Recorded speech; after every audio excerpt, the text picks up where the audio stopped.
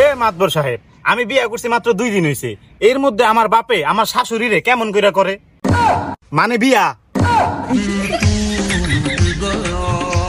কপালে লাথি মারি বেড়া, তোর কাছ থেকে আমি ভাত কাপড় চাই বেড়া।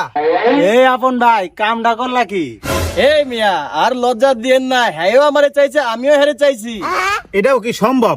আমার বাপে যদি আমার শাশুড়িরে বিয়া করে, আমার বউ হের মাইয়া হয়ে গেল না, আর আমি তো হের আগের থেকে পোলা আছি, তাহলে আমরা দুইজন ভাই বোন হয়ে গেলাম না?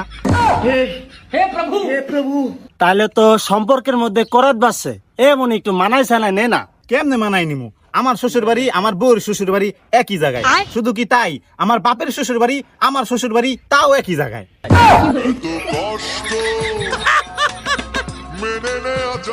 আমার যদি ছেলে পেলে হয়, আমার বাপের নানা কইবো না দাদা কইবো? আমার বাপের যদি ছেলে পেলে হয়, আমারে মামা কইবো না দুলাভাই কইবো? হে, এ তো মহাবিপদে বললাম। এর আগে তো মোর একটা সালিশও এরকম বাদে নাই। তা নয় আমি বাদই দিলাম, আমার বাপের কি আমি আব্বা কমু না শ্বশুর কমু? এ এ আমি কঠিন প্রশ্নের সম্মুখীনে পড়লাম। এ গেদু, তুই না হয় একবার ড্যাডি ক।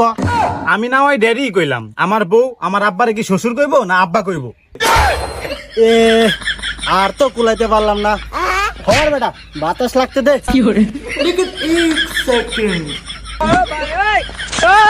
মাথায় হ্যাং হলে তো হইবে না মাতব্বর। আমি কি আমার শাশুড়িরে মা কমু না শাশুড়ি কমু?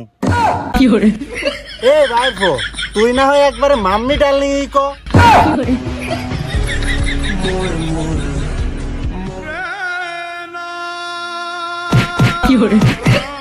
এ একটু মানে সানা নে না রে বাবা, আমারও তো সংসার আছে, আমার বাড়ির যাইতে হইব বাবা।